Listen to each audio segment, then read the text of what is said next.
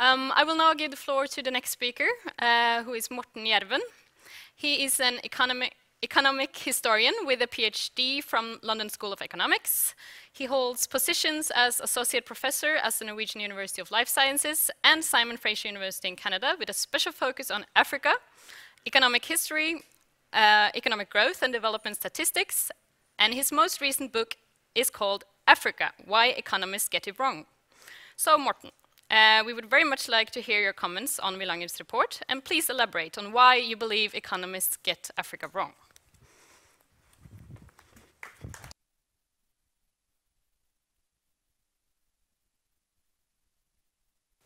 Thank you.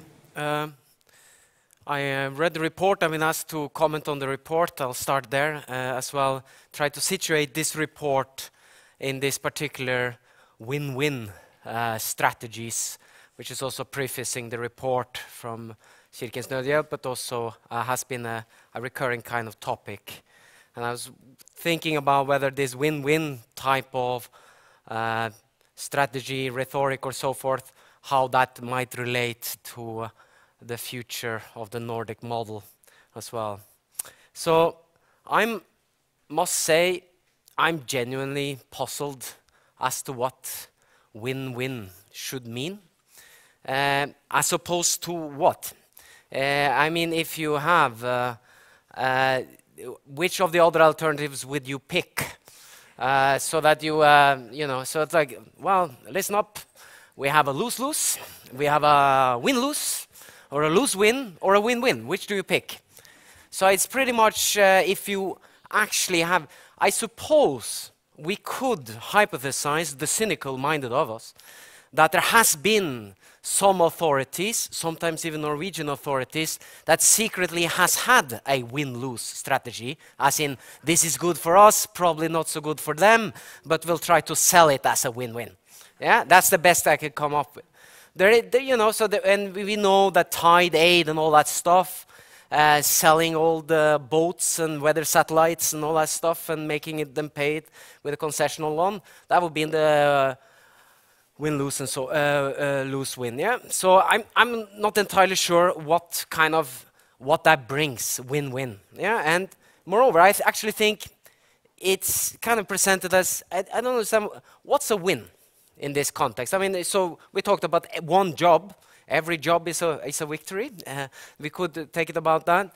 But what's a real win in development? So very broadly defined, it's very hard to grasp at. I'm sure you could look at any given project, any given investment, inside aid or within government policy in general, to say that something is a win or a lose, depending on which criteria you're using.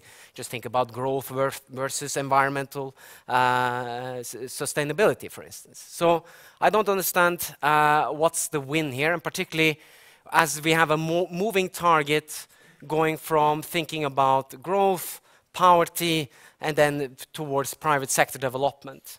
And then I think there is, one thing we need to think about here, if we're talking about real win-wins, we need to think about what I call asymmetries.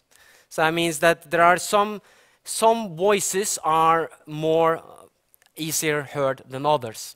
So when Norway or others are making decisions in Angola, they might be making decisions listening to some while not to others. Yeah. So there's asymmetries in terms of distribution of voice, so that someone's loss might not be heard that well, while someone's win might be very much vocalized. And there might also be, not in power, there might also be in information.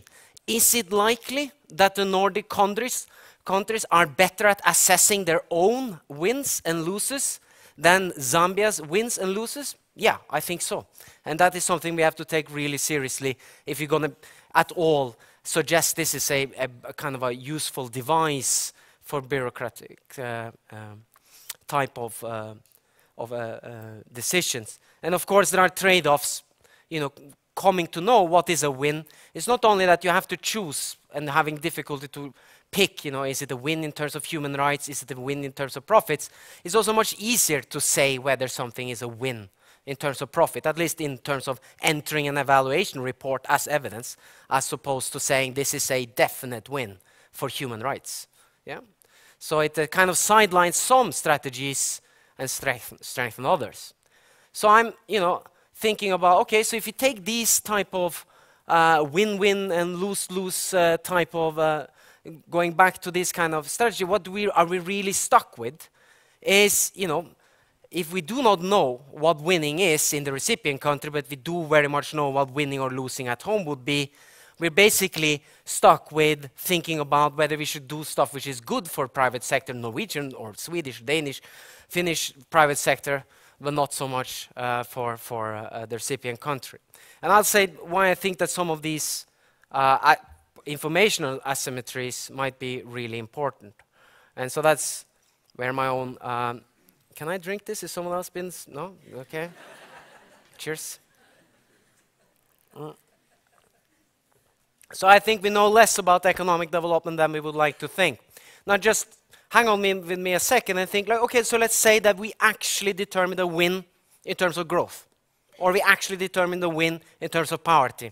So we identified some kind of project that we could support private sector in both the Nordic countries and in the recipient country, and we determined this is going to have we're going to evaluate it as a win in terms of poverty or growth. The most simple and the most kind of things, where we spent the most efforts into trying to figure out how to measure.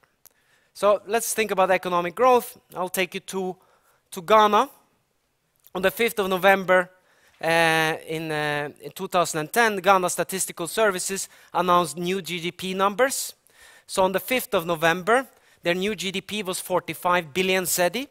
That compared to the GDP the previous day of 26 billion cedi. So this meant that overnight, this country became a middle-income country, and that on the 4th of November, this country was eligible for concessional lending from the World Bank. On the 5th of November, it was a graduate. You might think that's a kind of an odd standout example, but April last year, Yemi Kale stepped up to the podium in Abuja and declared new GDP numbers, how the measure of the size of the economy in Nigeria. And by the time he stepped down from the podium, Nigeria was a bigger economy than South Africa. By the time he stepped down and announced the new numbers, it turned out that GDP had increased in Nigeria with 89%. When he was done announcing those numbers, total GDP in sub-Saharan Africa increased 20%. Yeah?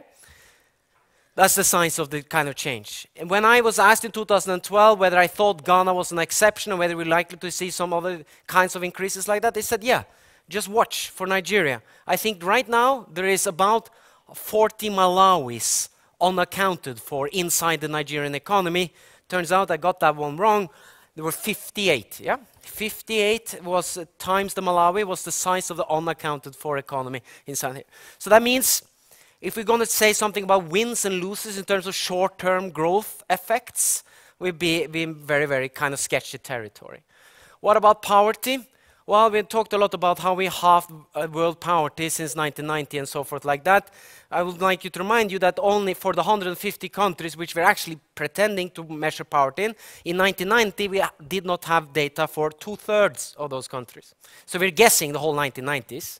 Even today, when the UN Secretary General said we met our target, he has no idea of knowing that because it takes 3 years to make the numbers. In 2018, we'll know anything about poverty in the world. And even then, we'll only know about half of the countries because that's the databases. Yeah? So you have, famously, you need 2 points to draw a line.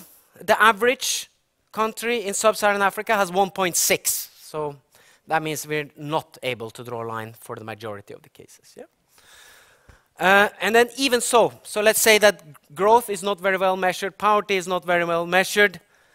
How does it look like? Is Africa rising? We'll talk a little bit about that very soon. I'll leave the stage momentarily. This is growth, and this is poverty reduction. What you would like to see across the last 10 years would be that growth, rapid growth, would be matched by rapid poverty reduction. So you will have a line going that way. Yeah? So the higher growth, the higher the poverty reduction. Unfortunately, it's going the other way around. Yeah? So the trade-off is real, at least in the past years. Turns out growth is high, but poverty reduction not so much. So then calling a win-win is difficult. About job creation, the data problem is even worse. This is proof that it is, and I'll skip it. You can read my book about it. Yeah. So I'm not sure about what the real Nordic model is, which has been talked a lot. I'm not convinced about what it really contains. But if I think one of the things that it might be going on in terms of if there is a role for the Nordic state in promoting the private sector, it would certainly be in the area of coordination problems and informational problems. But I think a win-win strategy to use as a device, rhetorical, practical, decision-making, evaluation, or whatsoever, is not possible without a sustainable, with a careful evaluation about the agency and who is the winners, and also a careful information about the asymmetries and information about what is a win and what is a lose in development. Thank you.